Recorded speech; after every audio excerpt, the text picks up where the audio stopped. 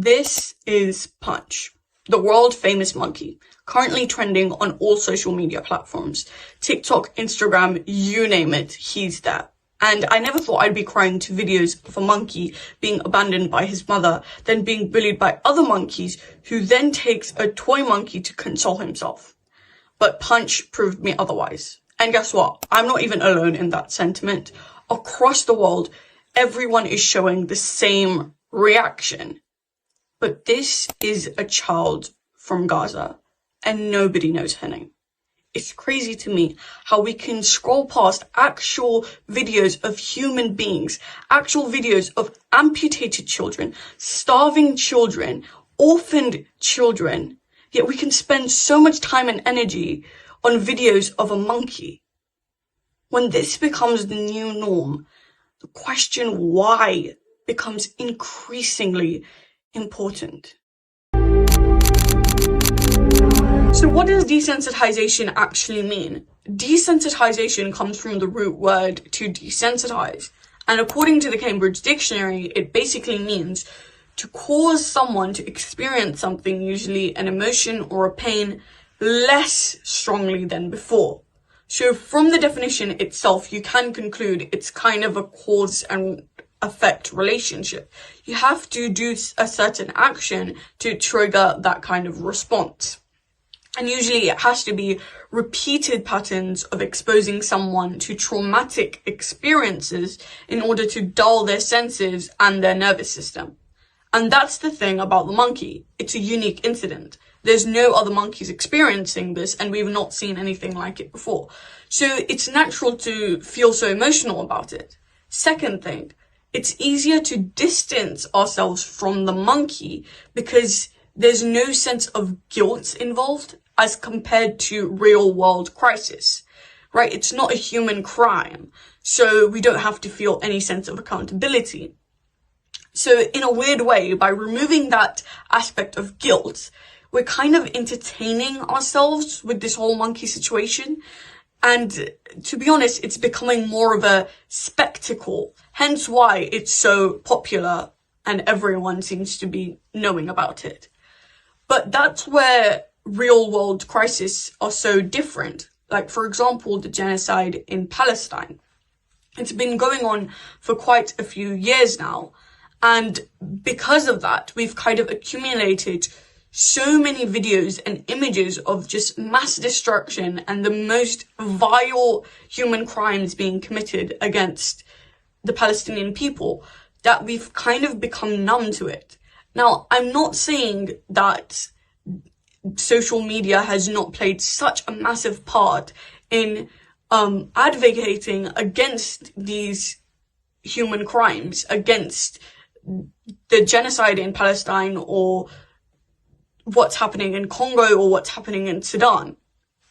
And I will say this, and I will be the first to say this, social media has proven to be such a strong anchor in providing perspectives from the front lines of these very crises that the mainstream media often overlooks.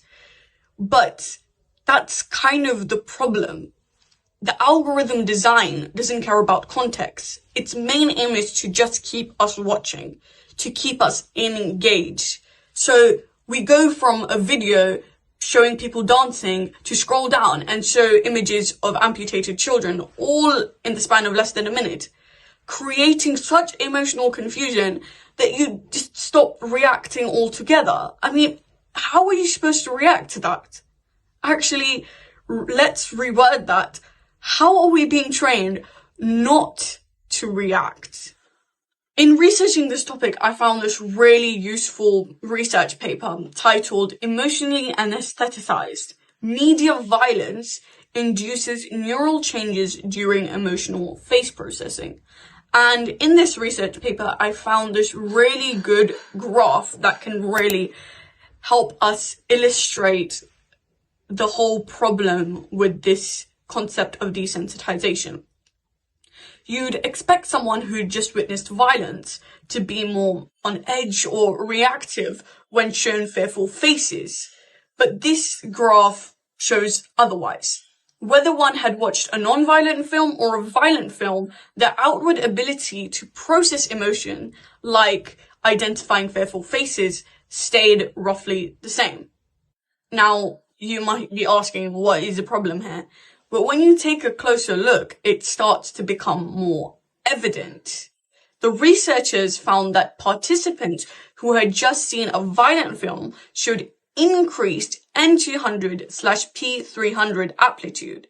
This suggests decreased brain effort or desensitization to emotional stimuli to process these images.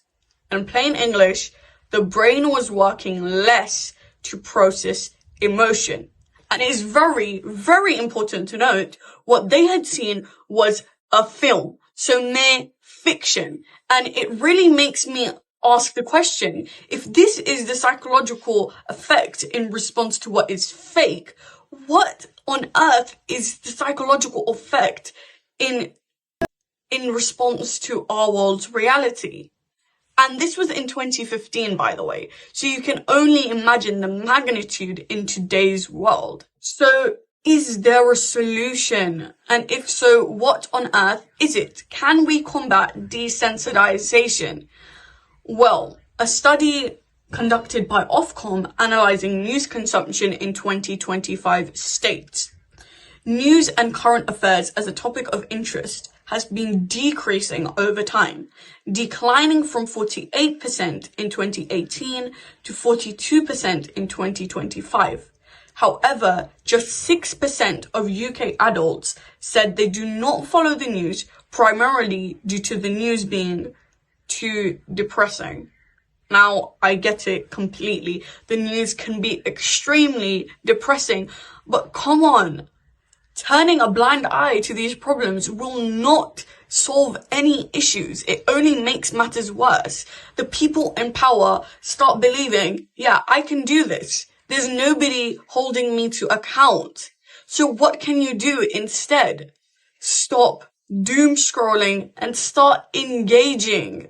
For those reporting these stories, humanize the statistics, give names to these numbers. And as for the viewers, take the baby steps. Engage with your local community. Go to protests, fundraise, or simply talk about the situation.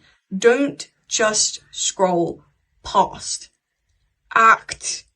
Only then can we combat the title or label of being a desensitized generation.